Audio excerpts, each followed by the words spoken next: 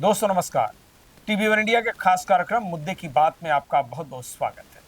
आज का मुद्दा है मराठा आरक्षण पर फिर नया जीआर, क्या अब की बार वादा निभाएगी सरकार।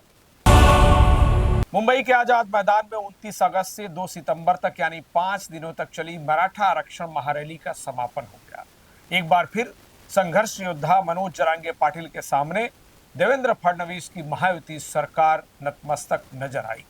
1 सितंबर को जहां मुंबई पुलिस ने उन्हें आजाद मैदान खाली करने का फरमान जारी किया था, लेकिन मनोज जरांगे पाटिल ने साफ कह दिया था कि जब तक मराठा समाज को आरक्षण नहीं दिया जाता वे मुंबई से नहीं हटेंगे। महारैली के कारण मुंबई सिटी को हो रही मुसीबतों के मद्देनजर सरकार को झुकना पड़ा। उद्योग मंत्री उदय सामंत और आरक्षण उप समिति के अध्यक्ष राधाकृष्ण विखे पाटिल ने सरकार की ओर से जरांगे पाटिल से संवाद का मोर्चा संभाला और उन्हें मराठा आरक्षण का मंजूरी वाला नया जीआर थमाकर आमरण अनशन तोड़ने का आग्रह किया। 8 मांगों में से 5 मांगों को मान लिया गया। मंत्रियों ने सरकार का लिखित हलफनामा पढ़कर सुनाया, जिसके बाद मनोज जरांगे पाटिल ने मराठा महारैली के समापन का ऐलान कर दिया।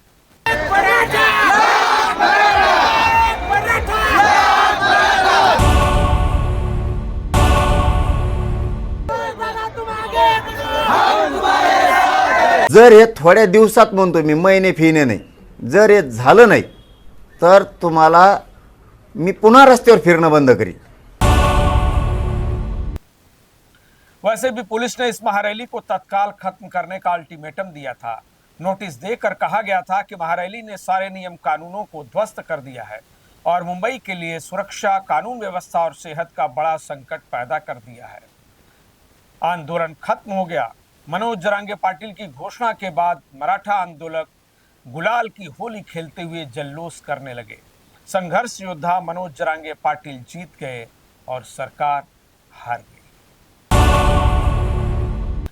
मराठा आरक्षण आंदोलन का यह दूसरा चैप्टर है। इससे पहले पिछले साल जनवरी 2024 में इसी तरह का आंदोलन हुआ था और सरकार ने जीआर देकर आंदोलन को खत्म करवा दिया था। इस दूसरे चैप्टर में मनोज जरांगे पाटिल ने मुंबई के सीने पर बैठकर आरक्षण की मांग की। परमिशन को धता बताकर मुंबई से लेकर पूरी मुंबई में चक्का जाम किया, इसलिए सरकार को झुकना पड़ा। माना जा सकता है कि सरकार ने नया जीआर थमाकर मराठा आंदोलन को खत्म करा दिया है। अब मुंबई ट्रैफिक जाम, बदहाली और सुरक्षा खतरों से मुक्त हो गई है। सरकार एक बार फिर आश्वासनों का पुलिंदा थमाकर आंदोलन और महारैली के प्रभाव को कम करने में सफल रही है। मराठा आंदोलक इसे जीत मान रहे हैं। मानना भी चाहिए, क्योंकि मनोज जरांगे पाटिल की 8 मांगों में से 5 मांगों को सरकार ने सीधे मान लिया है।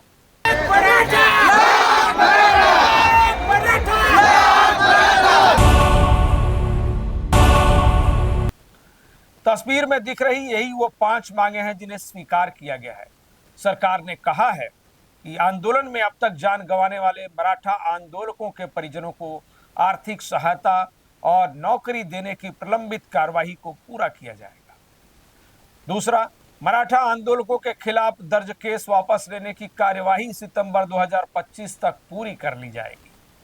तीसरा, अब तक तलाशे गए 58 लाख मराठा पंजीकरण अभिलेख सभी ग्राम पंचायतों के नोटिस बोर्ड पर चस्पा किए जाएंगे। चौथा, जाति प्रमाण पत्र देने और उसके वेरिफिकेशन की प्रक्रिया को 90 दिनों के भीतर पूरा कर लिया जाएगा। और पांचवा, न्यायमूर्ति संदीप शिंदे रिटायर्ड समिति के कार्यकाल को 31 दिसंबर 2025 से आगे बढ़ाते हुए उक्त समिति द्वारा अभिलेख और पंजीकरण तलाशने की कार्रवाई को आगे भी जारी रखा जाएगा। सरकार ने संबंधित विभागों को इस अधिसूचना की प्रतिलिपि भेजते हुए कार्यवाही पूरी करने की रिपोर्ट प्रस्तुत करने का भी निर्देश दिया है। एक बात और गौर करने लायक है, सरकार ने मराठा आरक्षण को सुनिश्चित करने मंत्रिमंडलीय उप समिति का गठन किया है। राजस्व मंत्री चंद्रशेखर बावनकुले को समिति का अध्यक्ष बनाया गया है। इधर मागास वर्गीय बहुजन कल्याण विभाग के सचिव को उप सचिव नियुक्त किया गया है। 9 सदस्यों वाली इस कमेटी में नागरिक आपूर्ति मंत्री छगन भुजबल, वन मंत्री गणेश नाइक, जलापूर्ति मंत्री गुलाबराव पाटिल, जल संधारण मंत्री संजय राठौड़, पर्यावरण मंत्री श्रीमती पंकजा मुंडे, बहुजन कल्याण मंत्री अतुल सावे और कृषि मंत्री दत्तात्रेय भरने को सदस्य के तौर पर नामित किया गया है। समिति पर अन्य पिछड़ा वर्गीय, सामाजिक, शैक्षणिक और आर्थिक स्थिति के साथ ही संबंधित मुद्दों से जुड़ी पहल और कार्यवाही को पूरा कराने की जिम्मेदारी सौंपी गई है। तो क्या यह मान लिया जाए कि अब मराठा समाज को आरक्षण मिल जाएगा? लेकिन असली सवाल तो सरकार के दूसरे जीआर या हलफनामे पर अमल का है। बात सरकार के दावों की नहीं है बल्कि इरादों की है, संवैधानिक दांव पेश की है। ओबीसी आरक्षण को छेड़े बिना मराठा समाज को रिजर्वेशन देने की है। सवाल पहले जीआर पर की गई वादा खिलाफी का भी है। तो सवाल यह है कि क्या इस जीआर पर सरकार खरी उतर पाएगी? बघा, याच्यामध्ये आम्ही जो निर्णय घेतलाय तो कायदेशीर घेतलेला आहे. कुणाचंही कमी करून इतर कुणाला देण्याचा निर्णय घेतलेला नाही. ती आमची भूमिका नाही. मी जेव्हा मुख्यमंत्री होतो तेव्हाही देवेंद्रजी, अजितदादा आमची तीच भूमिका होती. आज देवेंद्रजी मुख्यमंत्री आहेत. आमची टीम तीच आहे. आमची भूमिका कधी बदललेली नाही, कधी बदलणार नाही. आणि सर्व समाजाला न्याय मिळाला पाहिजे ही आमची स्पष्ट भूमिका है। जी हां, यह सवाल इसलिए बड़ा है क्योंकि ऐसा ही एक जीआर पिछले साल 2024 में भी सरकार ने दिया था और ढिंढोरा पीटते हुए यह दावा किया था कि अब मराठा समाज को आरक्षण के लिए आंदोलन नहीं करना पड़ेगा। आज का आंदोलन गवाही देता है कि सरकार ने उस जीआर पर ईमानदारी से अमल नहीं किया। तब खुद नगर विकास मंत्री और अब के डिप्टी सीएम एकनाथ शिंदे ने नवी मुंबई के वासी तक पहुंचे मनोज जरांगे पाटिल और उनके काफिले को जीआर थमाकर आरक्षण का भरोसा दिलाया था। हजारों की संख्या में जमा हुए मराठा आंदोलकों के सामने एकनाथ शिंदे ने छत्रपति शिवाजी महाराज की प्रतिमा पर हाथ रखकर कसम खाई थी कि आरक्षण जरूर देंगे। इस आंदोलन के बाद एकनाथ शिंदे महाराष्ट्र के नए मराठा नेता के तौर पर भी जमकर उभरे।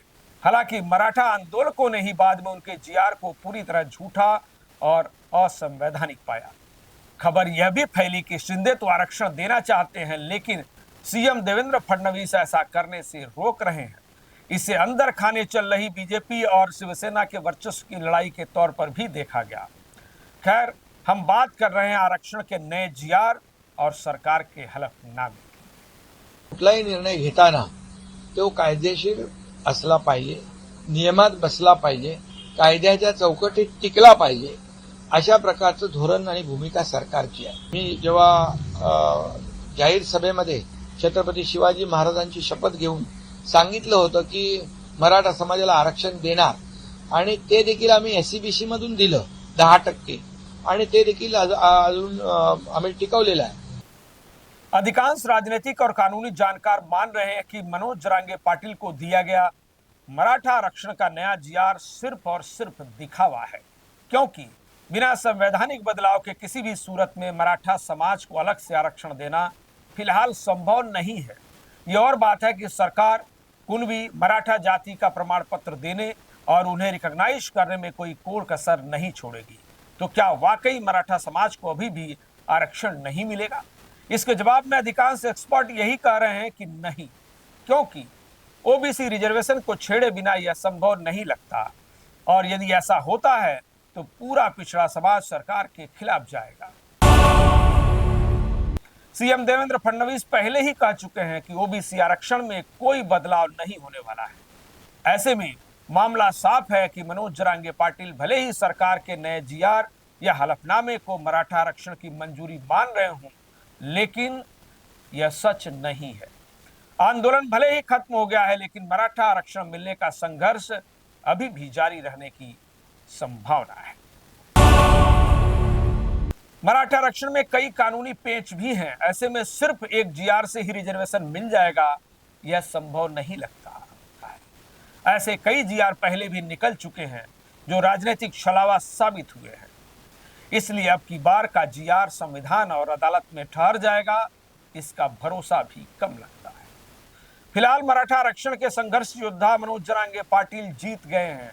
मराठा आंदोलक सरकार की हार और अपनी जीत पर जल्लोष कर रहे हैं।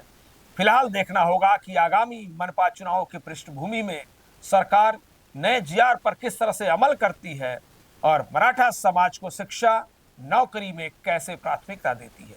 पिछले अनुभव सरकार की मंशा पर सवाल उठाते हैं, लेकिन मराठा समाज को पूरा भरोसा है कि अब की बार सरकार उन्हें धोखा नहीं देगी और अपने वादों पर भी खरी उतरेगी।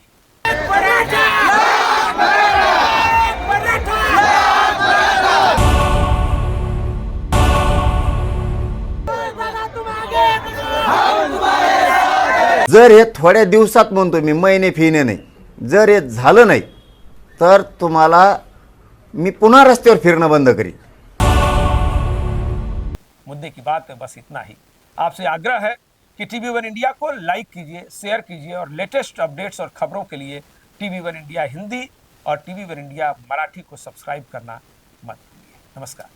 लेटेस्ट अपडेट्स और ताजा तरीन खबरों के लिए टीवी1 इंडिया लाइव को सब्सक्राइब कीजिए और नोटिफिकेशन पाने के लिए बेल आइकॉन को दबाना मत भूलिए।